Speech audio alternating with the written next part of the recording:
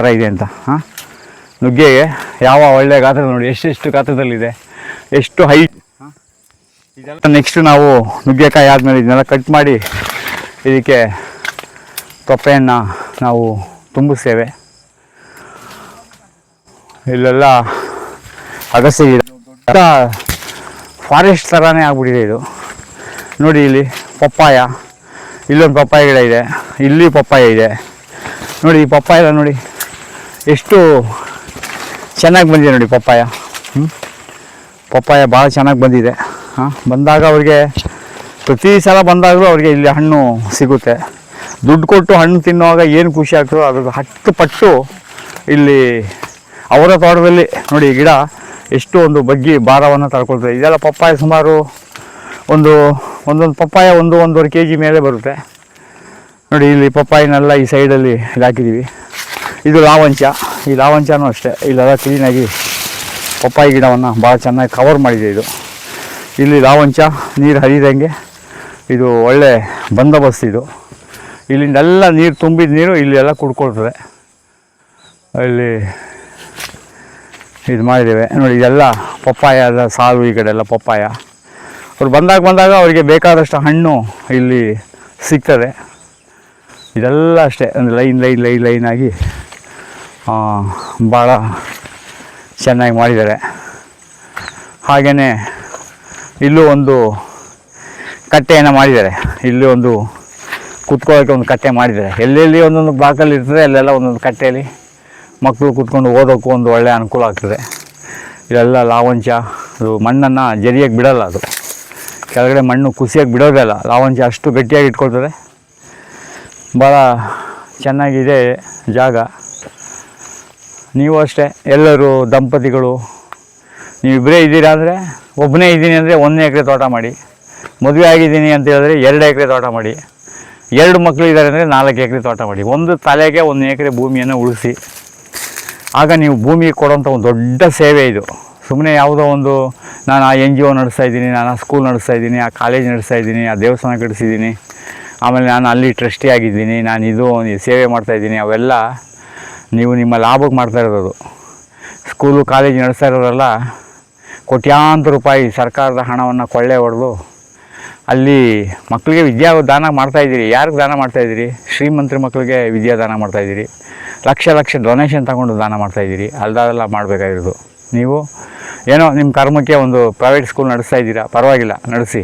ಆದರೆ ನಿಮ್ಮ ಅದೇ ಊರಲ್ಲಿರುವಂಥ ಸರ್ಕಾರಿ ಶಾಲೆಗೆ ಬೇಕಾದಂಥ ಮೂಲಭೂತ ಸೌಲಭ್ಯಗಳನ್ನ ಕೊಡಿ. ಅದು ನಿಮಗೆ ಪುಣ್ಯ ಬರ್ತದೆ ಅದರಿಂದ. ಆಮೇಲೆ ಪ್ರತಿ ವರ್ಷ ಮಕ್ಕಳಿಗೆ ಡೊನೇಷನ್ ಜಾಸ್ತಿ ಮಾಡಿ ವಿದ್ಯಾದಾನ ಮಾಡ್ತಾಯಿದ್ದೀವಿ ಅಂತ ಹೇಳ್ತೀರಿ. ಆದರೆ ನೀವು ಯಾರೂ ಅದು ನಿಜವಾದ ಅದು ಸೇವೆ ಅಲ್ಲ. ಅದು ಚೆನ್ನಾಗಿ ಅರ್ಥ ಮಾಡ್ಕೊಳ್ಳಿ, ಅದು ನಿಜವಾದ ಸೇವೆ ಅಲ್ಲ. ಅದೇ ಸರ್ಕಾರಿ ಶಾಲೆಗಳನ್ನು, 100 ಸರ್ಕಾರಿ ಶಾಲೆಗಳನ್ನು ನೀವು ಮುಚ್ಚಿರೋದು ಪಾಪ ನಿಮ್ಗೆ ಬರ್ತದೆ. ಅದು ಶಾಪ ತಗೊಳ್ತದೆ ಒಂದಿನ. ಅದು ನಿಮ್ಮ ಕುಟುಂಬಕ್ಕೆ ಒಂದಿನ ಲತ್ತೆ ಹೊಡಿತದೆ. ಅದನ್ನೇನು ಚಿಂತೆ ಮಾಡಬೇಡಿ.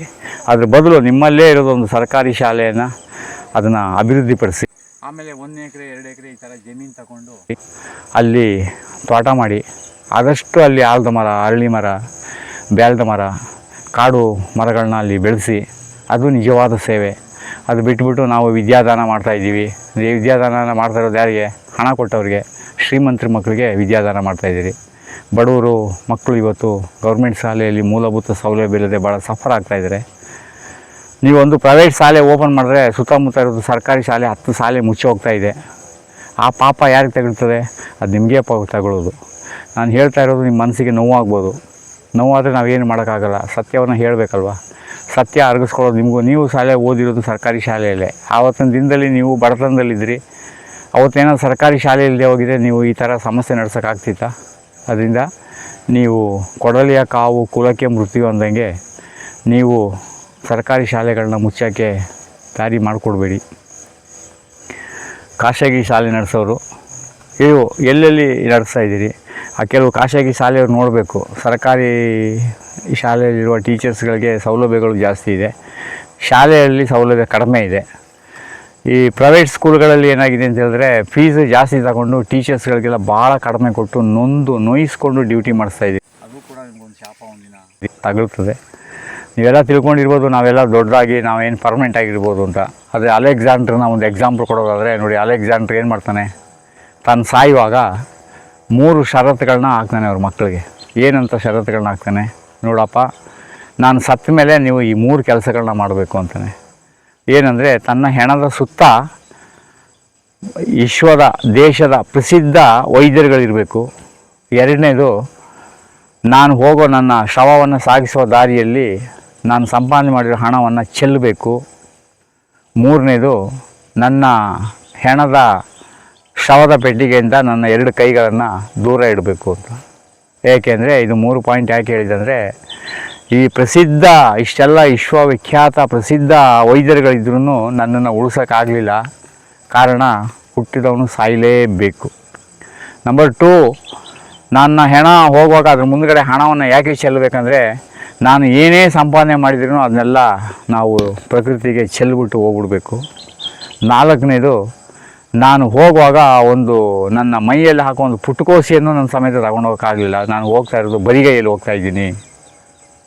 ಆದರೆ ನಾವು ಮಾಡಬೇಕಾಗಿರೋದೇನಪ್ಪ ಅಂದರೆ, ಪ್ರಕೃತಿಯಲ್ಲಿ ಪರಿಸರದಲ್ಲಿ ಅದನ್ನು ಹಾಳು ಮಾಡ್ದಂಗೆ ಅದನ್ನು ರಕ್ಷಣೆ ಮಾಡೋದು ಏಕೈಕ ಒಂದೇ ಒಂದು ಕೆಲಸ ಏನಪ್ಪ ಅಂದರೆ, ಮರ ಗಿಡಗಳನ್ನು ನೆಡೋದು. ಪ್ರಕೃತಿಯನ್ನು ನಾವು ನಾಶ ಮಾಡಬಾರ್ದು. ಪ್ರಕೃತಿಯನ್ನು ನಾವು ನಾಶ ಮಾಡಿ ಯಾವ ಸ್ವರ್ಗಕ್ಕೂ ಹೋಗೋಕ್ಕಾಗಲ್ಲ. ಯಾವುದು ಪುಣ್ಯದ ಕೆಲಸ ಅಲ್ಲ. ನಾವೆಲ್ಲರೂ ನರಕವನ್ನು ಅನುಭವಿಸ್ಬೇಕಾಗ್ತದೆ. ನಾವು ಅದಕ್ಕೆ ಶಾಪ ಹಾಕ್ತಾರೆ. ಅದರಿಂದ ನಾವು ಮಾಡಬೇಕಾಗಿರೋದು ಇಷ್ಟೇ ಕೆಲಸ. ನೀವು 1 ಎಕರೆ 2 ಎಕರೆ ಜಮೀನು ತಗೊಳ್ಳೋದು, ಅಲ್ಲಿ ಆದಷ್ಟು ಮರ ಕಾಡುಗಳನ್ನು ನೆಡೋದು. ಹಣ್ಣಿನ ಗಿಡ ಲಾಭ ನಷ್ಟ ಬಿಟ್ಬಿಡಿ. ಪರಿಸರಕ್ಕೆ ಪೂರ್ವಕವಾದಂಥ 1 ಎಕರೆ 2 ಎಕರೆ ಅರಣ್ಯವನ್ನು ಬೆಳೆಸಿ ನೀವು ಹೋಗಿ. ಮೊದಲೆಲ್ಲ ಪೂರ್ವಕಾಲದಲ್ಲಿ ಯಾರಾದರೂ ದಂಪತಿಗಳಿಗೆ ಮಕ್ಕಳಾಗದೇ ಇದ್ದರೆ ಒಂದು ಊರಲ್ಲಿ ಒಂದು ಅರಳಿ ಮರ, ಒಂದು ಬೇವಿನ ಮರವನ್ನು ಸೃಷ್ಟಿ ಮಾಡಿ ಅದಕ್ಕೆ ಪೂಜೆ ಮಾಡಿ, ಅದಕ್ಕೇನೋ ಧಾರೆ ಮಾಡಿ, ಅದಕ್ಕೆ ತಾಲಿ ಕಟ್ಟಿಸಿ ಏನೇನೋ ಮಾಡ್ತಾಯಿದ್ರಂತೆ. ಅವೆಲ್ಲ ಕಥೆಗಳೆಲ್ಲ ಇವಾಗ ತುಂಬ ಜನರಿಗೆ ಮರ್ತೋಗಿದೆ. ಆದರೂ ನಮ್ಮ ಪೂರ್ವಿಕರು ಪ್ರತಿ ಊರಲ್ಲಿ ಒಂದೊಂದು ಅರಳಿ ಮರ, ಒಂದೊಂದು ಆಲದ ಮರವನ್ನು ನಟ್ಕೊಂಡಿದ್ದಾರೆ. ಅದು ನಟ್ಟಿದವ್ರನ್ನ ಇಂಥವ್ರು ನಟ್ಟಿದ್ದಾರೆ ಅಂಥೇಳಿ ಅದೊಂದು ಹೆಸರು ಇರ್ತದೆ. ಅದೇ ರೀತಿ ನೀವು ಕೂಡ ಹೋಗುವಾಗ ನಿಮ್ಮ ಸಂಪತ್ತಲ್ಲಿ ಕೆಲವು ಭಾಗವನ್ನು ಹೆಂಡತಿ ಮಕ್ಕಳಿಗೆ ಕೊಡೋದು ಅದು ಇದ್ದೇ ಇದೆ. ಅದೆಲ್ಲೂ ಹೋಗೋಲ್ಲ. ನೀವು ಇವತ್ತು ಹೋಗ್ಬಿಟ್ರೂ ಅದು ಹೆಂಡತಿ ಮಕ್ಕಳಿಗೆ ಹೆಸರು ಹೋಗ್ತದೆ ಅದು. ಆದರೆ ನೀವು ನಟ್ಟಿರೋ ಮರ ಗಿಡಗಳಿಂದ ಬರುವಂಥ ಆಮ್ಲಜನಕ ಇದೆಯಲ್ಲ, ಅದು ಎಲ್ಲರಿಗೂ ಸಮಾನವಾಗಿ ಹೋಗ್ತದೆ. ಅಲ್ಲಿ ಬಂದಂಥ ಹಣ್ಣನ್ನು ಪಕ್ಷಿಗಳು ತಿಂದು ಸಂತೋಷ ಪಡ್ತವೆ. ಮತ್ತು ಯಾರ್ಯಾರೋ ಬೇರೆಯವ್ರನ್ನ ತಿಂದು ಆನಂದಿಸ್ತಾರೆ. ಆ ಪುಣ್ಯ ನಿಮಗಿರ್ತದೆ. ಅದೇ ನಿಮ್ಮ ಹಿಂದೆ ಬರುವಂಥ ಒಂದು FD. ಅದರಿಂದ ನೀವೆಲ್ಲ ತೋಟ ಮಾಡಿ ಬಿಡಬೇಡಿ. ನೋಡಿ, ಇದು ನಮ್ಮ ತೋಟದಲ್ಲಿ 3ನೇ ಬಾಕಿದು. ಇಲ್ಲಿ ಹನುಮ ಫಲ ಬಂದಿದೆ ನೋಡಿ. ಇಲ್ಲೆಲ್ಲ ಪಪ್ಪಾಯ, ರಸ್ತೆ ಪಕ್ಕದಲ್ಲೆಲ್ಲ ಪಪ್ಪಾಯನ್ನು ಥರ ಹಾಕ್ಕೊಂಡಿದ್ದಾರೆ. ಇದು ಇವಾಗ ಈ ಭಾಗ 3ನೇ ಭಾಗ. ಇದು ಇಲ್ಲಿ ಭಾಳ ಒಂದು ವ್ಯವಸ್ಥಿತವಾಗಿ ಇಲ್ಲಿ ಅವ್ರು ಬಂದಾಗ ವಾಹನಗಳು ನಿಲ್ಲಿಸ್ಕೊಳ್ಳೋಕ್ಕೆ, ಅವ್ರಿಗೆ ಒಂದು ಏನಾದರೂ ಒಂದು ಕಾರ್ಯಕ್ರಮ ಮಾಡಿದಾಗ 10 ವಾಹನಗಳು ಬಂದಾಗ ಅವೆಲ್ಲ ಇಲ್ಲಿ ನಿಂತ್ಕೊಳ್ಳೋಕ್ಕೆ ಒಂದು ವ್ಯವಸ್ಥೆ ಆಗಲಿ ಅಂದ್ಬಿಟ್ಟು ಒಂದು ಇಷ್ಟಾಗಲೇ ಜಾಗವನ್ನು ಅವರು ವಿಶಾಲವಾಗಿ ಇಟ್ಕೊಂಡಿದ್ದಾರೆ. ಅದ್ರ ಜೊತೆಗೆ ಇಲ್ಲಿ ಒಂದು ಸಣ್ಣ ಕೆಲಸದವ್ರಿಗೆ, ಇನ್ನು ಅವರು ಏನಾದರೂ ಶನಿವಾರ ಭಾನುವಾರ ಬಂದಾಗ ಅವ್ರಿಗೆ ಉಳ್ಕೊಳ್ಳೋಕ್ಕೆ ಅಂತೇಳಿ ಒಂದು ಸಣ್ಣ ಮನೆಯನ್ನು ಸಮೇತ ಇಲ್ಲಿ ತುಂಬ ಲಕ್ಸುರಿಯಾಗಿ ಅಲ್ಲದಿದ್ದರೂ ಸಾಮಾನ್ಯವಾಗಿ ಒಂದು ರಾಜ್ಯದಲ್ಲಿ 1-2 ದಿನ 3 ದಿನ ಬಂದಾಗ ಅಲ್ಲಿ ಉಳ್ಕೊಳ್ಳೋಕ್ಕೆ ಒಂದು ಸಣ್ಣ ಒಂದು ವ್ಯವಸ್ಥಿತ ಒಂದು ಸಣ್ಣ ಮನೆ ಮಾಡ್ಕೊಂಡಿದ್ದಾರೆ. ಇಲ್ಲಿ ಮನೆಯ ಸುತ್ತ ಸೊಳ್ಳೆ ಬರಬಾರ್ದು ಅಂದ್ಬಿಟ್ಟು ನಾವು ಇವತ್ತು ಇಲ್ಲಿ ಲೆಮನ್ ಗ್ರಾಸನ್ನು ಹಾಕಿದ್ದೀವಿ. ಲೆಮನ್ ಗ್ರಾಸ್ ಈಗ ಹಾಕಿದ್ದೀವಿ. ನೆಕ್ಸ್ಟ್ ನಾವು ಇನ್ನೊಂದು ವೀಡಿಯೋ ಮಾಡಿದಾಗ ನೀವು ಇದ್ರ ಬಗ್ಗೆ ನಿಮಗೆ ಇದನ್ನು ನಾನು ತಿಳಿಸ್ಕೊಡ್ತೀನಿ. ಮನೆಯ ಸುತ್ತ ನಾವು ಇಲ್ಲಿ ಲೆಮನ್ ಗ್ರಾಸನ್ನು ಹೀಗೆ ಹಾಕ್ಕೊಂಡಿದ್ದಾರೆ. ಈ 3ನೇ ಬ್ಲಾಕಲ್ಲಿ ಇಲ್ಲಿ ಇದು ಕೂಡ ಚೆನ್ನಾಗಿ ಬಂದಿದೆ. ಇಲ್ಲಿ ಅವರ ಶ್ರೀಮತಿಯವರೆಲ್ಲ ತುಂಬ ಚೆನ್ನಾಗಿ ಇಲ್ಲಿ ಗಿಡವನ್ನು ಹಾಕ್ಕೊಂಡಿದ್ದಾರೆ. ಇಲ್ಲಿ ನೋಡಿ, ಇಲ್ಲೂ ಕೂಡ ಅಷ್ಟೇ ಪಪ್ಪಾಯ ಗಿಡನೂ ಇಲ್ಲಿ ಏನು ಹಾಕದೇ ಇದ್ದರೂ ನೋಡಿ ಪಪ್ಪಾಯ ಭಾಳ ಚೆನ್ನಾಗಿ ಅದ್ಭುತವಾಗಿ ಬಂದಿದೆ. ಮನೆಯ ಸುತ್ತ ಎಲ್ಲ ಹೂವಿನ ಗಿಡಗಳನ್ನು ಇದೆಲ್ಲ ಹಾಕ್ಕೊಂಡಿದ್ದಾರೆ.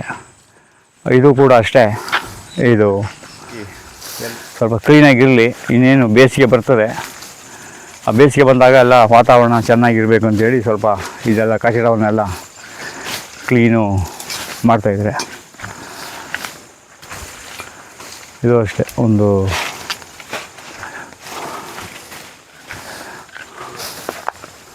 हाँ थोड़ा वैसा आराम से कर ले।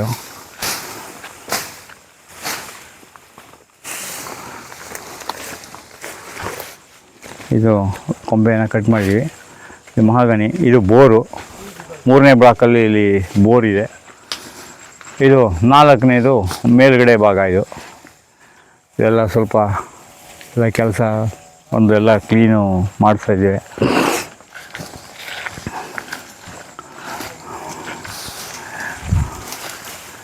ಎಲ್ಲ ಜಾಗ ಚೆನ್ನಾಗಿದೆ. ಇದರಲ್ಲಿ ತುಂಬ ಔಷಧೀಯ ಗುಣಗಳಿದೆ ಈ ಅಲೋವೆರಾದಲ್ಲಿ. ಇದು ತುಂಬ ಜನ ನೋಡಿರಲಿಕ್ಕಿಲ್ಲ. ಅಲೋವೆರಾದಲ್ಲೂ ಈ ರೀತಿ ಇದು ಬಂದಾಗ ಒಂದು ಹೂವು ಬರುತ್ತೆ. ಇದು ಅಲೋವೆರಾದಲ್ಲಿ ಹೂವು ಬರುತ್ತೆ, ಭಾಳ ಅಪರೂಪ. ನೀವು ತುಂಬ ಕಡೆ ಅಲೋವೆರಾವನ್ನು ಈ ಥರ ನೋಡಿರ್ತೀರಿ. ಇದು ಈ ಥರ ಚೆನ್ನಾಗಿ ಬಲ್ತ ಮೇಲೆ ಇದರಲ್ಲಿ ಹೂವು ಬರುತ್ತೆ. ಇದು ತುಂಬ ಥರದ ಔಷಧಿಗೆ ಇದು ಪ್ರಯೋಜನ ಬರ್ತದೆ. ಇದೆಲ್ಲ ಚೆಂಡು ಹೂವು, ಮತ್ತು ಇದೆಲ್ಲ ಪಪ್ಪಾಯ. ಬೇರೆ ಬೇರೆ ನಾವು ಹಳ್ಳು ಗಿಡವನ್ನು ಹಾಕಿದ್ದೀವಿ. ಇದು ಸ್ಪೆಷಲ್ಲು ಹಳ್ಳು ಗಿಡ ನೋಡಿ. ಪಪ್ಪಾಯ ಎಷ್ಟು ಹತ್ತಿರ ಇದ್ರೂ ಇದು ಒಂದು ಹೂವಿನ ಗಿಡನೇ. ಇದೊಂದು ಹೂವಿನ ಗಿಡನೇ. ಪಪ್ಪಾಯ ನೋಡಿ ಎಷ್ಟು ಗಿಡ ಹತ್ತಿರ ಇದ್ರೂ ಫಸಲು ಎರಡರಲ್ಲೂ ಏನು ಕೊರತೆ ಏನಾಗಿಲ್ಲ, ಸಮಾನವಾಗಿದೆ. ಎಷ್ಟೇ ಹತ್ತಿರ ಇದ್ರೂ ಪಪ್ಪಾಯ ಅದು ಹಣ್ಣು ಬರಲಿಕ್ಕೆ ಯಾವುದೇ ತೊಂದರೆ ಇರೋದಿಲ್ಲ. ಔಷಧಿ ಇನ್ಸುಲಿನ್ ಗಿಡ. ಇದು ಇನ್ಸುಲಿನ್ ಗಿಡ. ಇನ್ಸುಲಿನ್ ಗಿಡನೂ ಭಾಳ ಚೆನ್ನಾಗಿದೆ. ಇಲ್ಲಿ ಪಪ್ಪಾಯ ಭಾಳ ಇದಾಗಿ ಪಪ್ಪಾಯ ಬಂದಿದೆ. ಇದೆಲ್ಲ ಲವಂಚ. ಇದೆಲ್ಲ ತುಂಬ ಬೇಲಿಗಳಿಗೆಲ್ಲ ಹೋಗಿ ಇದಾಗ್ತಾಯಿತ್ತು. ಅದಕ್ಕೆ ಇದನ್ನೆಲ್ಲ ಸ್ವಲ್ಪ ಕ್ಲೀನ್ ಮಾಡಿ ಇಟ್ಟಿದ್ದಾರೆ. ಇದರಲ್ಲಿ ಇದು 4ನೇ ಬ್ಲಾಕ್. ಈ 4ನೇ ಬ್ಲಾಕಲ್ಲಿ ಇಲ್ಲೆಲ್ಲ ಲವಂಚದ ಗಿಡಗಳಿದೆ. ಇದು 4ನೇ ಭಾಗ. ಇದು ಸುತ್ತ ತುದಿಯ ಕೊನೆಯ ಭಾಗ. ಕೊನೆಯ ಭಾಗದಲ್ಲೂ ಇಲ್ಲೂ ಅಷ್ಟೇ ಎಕ್ಕದ ಗಿಡ ಇದೆ. ಆಮೇಲೆ ಇಲ್ಲಿ ಪಪ್ಪಾಯ ಗಿಡ ಇದೆ. ಇಲ್ಲಿ ಬಾಗೆ ಗಿಡ ಇದೆ. ಆಮೇಲೆ ಇಲ್ಲೊಂದು ನೀರಿನ ಟ್ಯಾಂಕನ್ನು ಮಾಡ್ಕೊಂಡಿದ್ದಾರೆ ನೋಡಿ. ಈ ನೀರಿನ ಟ್ಯಾಂಕು ಜಮೀನಿನ ಕೊನೆಯ ಭಾಗದಲ್ಲಿ ಇಲ್ಲೊಂದು ನೀರಿನ ಟ್ಯಾಂಕನ್ನು ಮಾಡ್ಕೊಂಡಿದ್ದಾರೆ. ಅವರ ನೀರು ಎಲ್ಲ ಬಂದು, ಬೋರ್ ನೀರೆಲ್ಲ ಬಂದು ಇಲ್ಲಿ ಸಂಗ್ರಹ ಆಗುತ್ತೆ. ಇದು ಸಂಗ್ರಹ ಆದಾಗ ಇಲ್ಲೊಂದು 20-25 ಸಾವಿರ ಲೀಟರ್ ಅಷ್ಟು ನೀರು ಇಲ್ಲಿ ಸಂಗ್ರಹ ಆಗುತ್ತೆ. ಬೋರ್ ನೀರು ಇಲ್ಲಿ ಬರುತ್ತೆ. ಕರೆಂಟ್ ಇಲ್ಲದೆ ಇದ್ದಾಗ ನಾವು ಇದಕ್ಕೆ ಒಂದು ಗೇಟ್ ವಾಲ್ ಹಾಕ್ಕೊಂಡಿದ್ದೀವಿ. ಅದು ಯಾವ ನೀರು ಬೋರಿಂದ ಬರ್ತದೋ ಅದೇ ನೀರನ್ನು ಅದೇ ಪೈಪಲ್ಲಿ ನಾವು ಇದನ್ನ ವಾಪಸ್ ಕೊಟ್ಟಾಗ ಕೆಳಗಡೆ ಕೊನೆಯ ಜಮೀನಿಗಿರೋಷ್ಟು ನೀರು ಇದು ಡ್ರಿಪ್ಪಲ್ಲೇ ಹೋಗುತ್ತೆ. ಮತ್ತು ಮಕ್ಕಳು ಇದರಲ್ಲಿ ಸ್ವಿಮ್ಮಿಂಗ್ ಮಾಡ್ಬೋದು, ಇದರಲ್ಲಿ ಈಜ್ಬೋದು. ಮತ್ತು ಈ ರೀತಿ ಪಾಚಿ ಕಟ್ಟಿದ್ರೆ ನಿಮ್ಮ ಭೂಮಿಗೆ ಈ ನೀರನ್ನು ಬಿಟ್ಟರೆ ತುಂಬ ಒಳ್ಳೆ ರಿಸಲ್ಟ್ ಬರುತ್ತೆ. ಹಾಗೆ ಇದರಿಂದ ಆ ಕಡೆ ಜಮೀನೆಲ್ಲ ನೋಡ್ಬೋದು ನೀವು. ಖಾಲಿ ಜಮೀನು ಆ ಥರ ಇದೆ. ಇದು ನಾವು ಕೆಳಯ ಭಾಗದಿಂದ ಗೇಟಿಂದ ಇಲ್ಲಿವರೆಗೆ ಸುಮಾರು ಒಂದು 60 ಅಡಿ ಡಿಫ್ರೆನ್ಸ್ ಇದೆ. ಇದು ಒಂದೊಂದು ಫ್ಲಾಟಿಂದ 15-20 ಅಡಿ ಹೈಟಲ್ಲಿ ಇದೆ. ಅಂದರೆ ನಮ್ಮ ಗೇಟ್ಗೂ ಇಲ್ಲಿಗೂ ಸುಮಾರು ಒಂದು 60 ಅಡಿ ಇರ್ತದೆ. ಇಲ್ಲಿಂದ ನೀರು ಬಿಟ್ಟಾಗ ಡ್ರಿಪ್ಪಲ್ಲಿ ನೀರು ಭಾಳ ಚೆನ್ನಾಗಿ ಸ್ಪೀಡಾಗಿ ಚೆನ್ನಾಗಿ ನೀರು ಹೋಗುತ್ತೆ. ಇದು ತೋಟದ ಮೇಲ್ಗಡೆ ಟಾಪ್ ಭಾಗ. ಇದು ಟಾಪ್ ಭಾಗ ಪೂರ್ವನೇ ಹೈಟ್ ಇದೆ, ಇಲ್ಲಿ ಪಶ್ಚಿಮ ತಗ್ಗಿದೆ. ಪೂರ್ವ ಭಾಗ ಅಂತ ಇದು ದೇವಮೂಲೆಯಲ್ಲಿ ನಾವು ನೀರಿನ ಟ್ಯಾಂಕನ್ನು ಇಲ್ಲಿ ನಿರ್ಮಾಣ ಮಾಡಿ ಇಟ್ಕೊಂಡಿದ್ದೀವಿ. ಹಾಗೆ ಇದೆಲ್ಲ ಗೋಕುಪಾಮೃತ ಮಾಡಿ ಇದಕ್ಕೆ ಅಂತೇಳಿ ನಿಮ್ಮದು ಮಾಡ್ಕೊಂಡಿದ್ದೀವಿ. ಇಲ್ಲೂ ಅಷ್ಟೇ ಬಾರ್ಡ್ರಲ್ಲಿ ನಾವು ಜೆಟ್ರೋಪ ಹಾಕಿ 4 ಅಡಿಯಲ್ಲಿ SBA ಮಾಡ್ಕೊಂಡಿದ್ದೀವಿ. 15 ಅಡಿಯಲ್ಲಿ ಇಲ್ಲಿ ತೆಂಗಿನ ಗಿಡವನ್ನು ಇಲ್ಲಿ ಹಾಕೊಂಡಿದ್ದೀವಿ. ಇದೆಲ್ಲ ತುಂಬ ಬರುತ್ತೆ. ಇದೆಲ್ಲ ಪಪ್ಪಾಯ.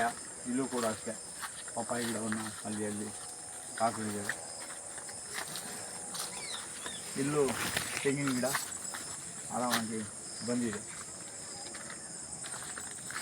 ಕನಕಪುರದ ಪಕ್ಕ ಕೋಡಿಹಳ್ಳಿ ಸಮೀಪ ಗುಣಗನಹಳ್ಳಿ ಅಂತ ಹಳ್ಳಿ ನೋಡಿ. ಇದನ್ನೆಲ್ಲ ಬಂದು ಸುಮಾರು ಎಲ್ಲ ಕ್ಲೀನ್ ಮಾಡುವಂಥ ಜಾಗ ಇದೆ. ಇದು ಬೇವಿನ ಮರ. ಪಪ್ಪಾಯ ಒಂದು ಇಷ್ಟು ಚಿಕ್ಕದಾಗಿದೆ. ಸಾಂಬಾರಿಗೆ ಬಳಸ್ಬೋದು ಇದನ್ನೆಲ್ಲ ಏನು ತೊಂದರೆ ಇಲ್ಲ.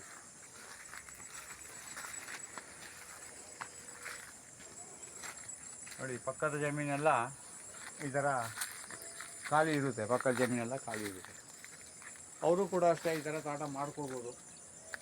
ಕೆಲವರು ಅದನ್ನೆಲ್ಲ ತೋಟ ಮಾಡಿದ್ರೆ ಹಂಗೆ ಬಿಟ್ಟಿರ್ತಾರೆ. ಖಾಲಿ ಜಾಗ ಇದು ಒಂದು ಅದ್ಭುತವಾದ ಒಂದು ಕಾಡು ತೋಟ, ಕಾಡು ಕೃಷಿ. ಮನುಷ್ಯಗೆ ಏನು ಹೇಳ್ತಾರಲ್ಲ 5 ಲೇಯರು 5 ಲೇಯರ್ ಸಿಸ್ಟಮಲ್ಲಿ ಮಾಡಿರೋದು ಒಂದು ಒಳ್ಳೆಯ ತೋಟ. ನೀವು ಮಾಡಿ. ಸಂಜೆ ಸಮಯ ಆಯಿತು. ಈ ಥರ ನೀವೆಲ್ಲ ನೋಡಿಕೊಂಡು ಒಂದೊಂದು ತೋಟ ಮಾಡೋದು ತುಂಬ ಒಳ್ಳೆಯದು. ನಿಮಗೆಲ್ಲ ಒಳ್ಳೆಯದಾಗಲಿ. ಅವರು ನಮಗೆ ಒಂದು ತೋಟ ಮಾಡೋಕ್ಕೆ ಒಂದು ಅವಕಾಶ ಮಾಡಿಕೊಟ್ರು. ನಮ್ಮ ಉದ್ದೇಶ ಅಷ್ಟೇ, ಕನಿಷ್ಠ ಒಂದು 1000 ಜನರಿಗೆ 1000 ಎಕರೆ ತೋಟ ಮಾಡಿಕೊಟ್ರೆ ಅದೇ ನಾವು ಈ ಭೂಮಿ ಬಿಟ್ಟಿದ್ದಕ್ಕೆ ಒಂದು ದೊಡ್ಡ ಸಾಧನೆ. ನಮಸ್ಕಾರ.